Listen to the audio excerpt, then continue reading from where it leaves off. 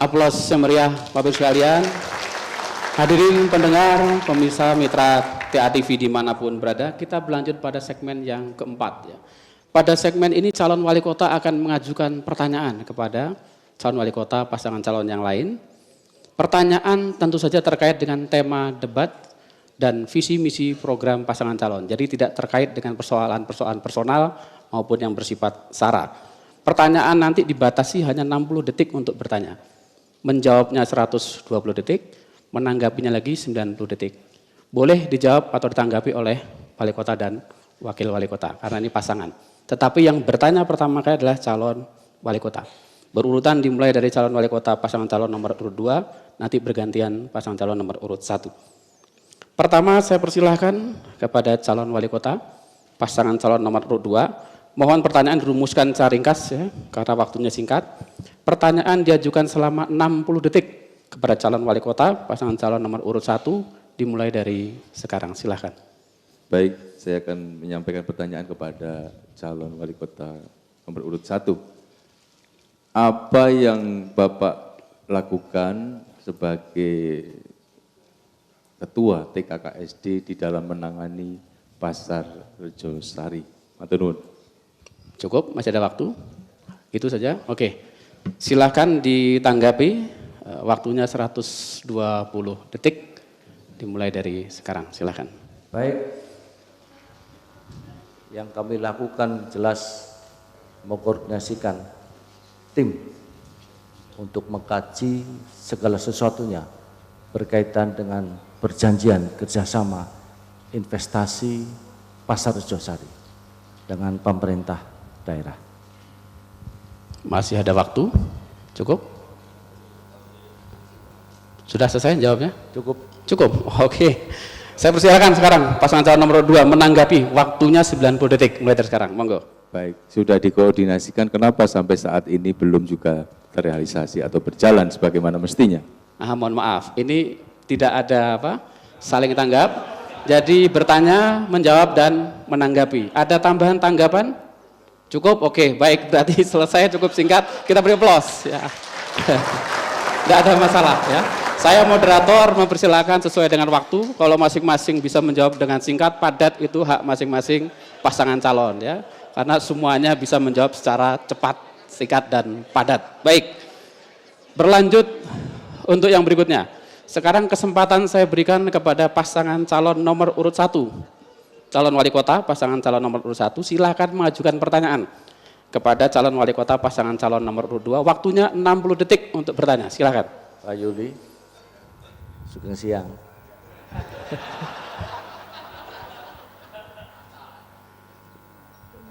Saya sampaikan, mohon dijelaskan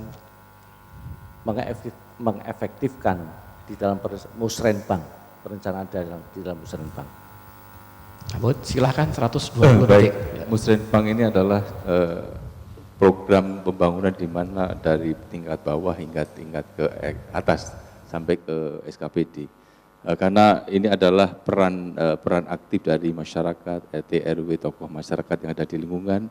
Tentunya melalui Musrenbang inilah aspirasi warga masyarakat ini bisa terangkum dan bisa disampaikan aspirasi sampai ke tingkat kota.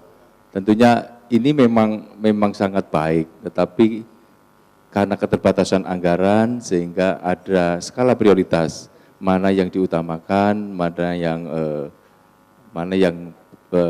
belum diutamakan. Sehingga berkaitan dengan Musrenbang ini sangat efektif dan efisien berkaitan dengan penyerapan aspirasi yang diharapkan oleh masyarakat. Ya, saya kira agar aspirasi masyarakat terakomodir di Musrenbang, pertama ada pendekatan teknis, artinya sesuatu itu diusulkan ketika syarat teknis dibutuhkan oleh masyarakat. Yang kedua adalah pendekatan yang bersifat politis, karena bagaimanapun program-program masyarakat ini juga nanti beririsan dengan wakil rakyat kita, toh kita tidak terkena undang-undang desa, sehingga bagaimanapun aspirasi teman-teman di DPRD ini masih disinkronkan. Itu namanya pendekatan politis. Yang ketiga pendekatan birokratis, bahwa pasti akan kita koordinasikan antara harapan-harapan masyarakat dengan SKPD yang terkait, sehingga apa yang dikemukakan masyarakat nanti langsung dipilah dan dipilih kepada SKPD yang terkait. Kalau harapannya nanti UMKM, masuknya dinas pasar misalnya. Kalau harapannya nanti saran olahraga, nanti masuknya ke dinas olahraga. Demikian juga hal yang lain. Nah, dengan 3 pendekatan ini, pendekatan teknis, pendekatan politis, pendekatan birokratis, yang kita berharap sebahagian yang diinginkan masyarakat bisa kita akomodir dalam APBD Kota Salika tahun 2018 yang akan datang di bawah Yaris. Baik, waktunya habis. Silahkan ditanggapi 90 detik. Monggo. Hasil evaluasi dari Musrenbang tahun 2014 dan 2015, ternyata efektivitas Musrenbang sangat kecil, hanya 30%. Dari 30 kegiatan yang terlaksana hanya 6, hanya 4. Bahkan ada satu kelurahan yang hanya 1. Kelurahan Salatiga, Pagar Makam, saya masih ingat itu. Nah, tapi itu berjalan terus tanpa ada proses evaluasi sama sekali. Sehingga tadi pertanyaan kita tentang efektivitas dari proses dari sistem Musrenbang ke depan harus dibenahi, jangan seperti kemarin. Terima kasih. Masih ada waktu? Cukup? Sudah? Masih ada waktu, silakan. Proses pengusulan kegiatan itu dimulai dari Musrenbang Kel, Musrenbang Kecamatan, Musrenbang Kot, yang kemudian bicarakan dengan tim dan badan anggaran menjadi peraturan daerah. Tidak semua usulan itu terakomodir. Dengan demikian selektivitas masyarakat harus dibangun, bahwa yang diminta, yang diajukan itu adalah merupakan kebutuhan, bukan keinginan.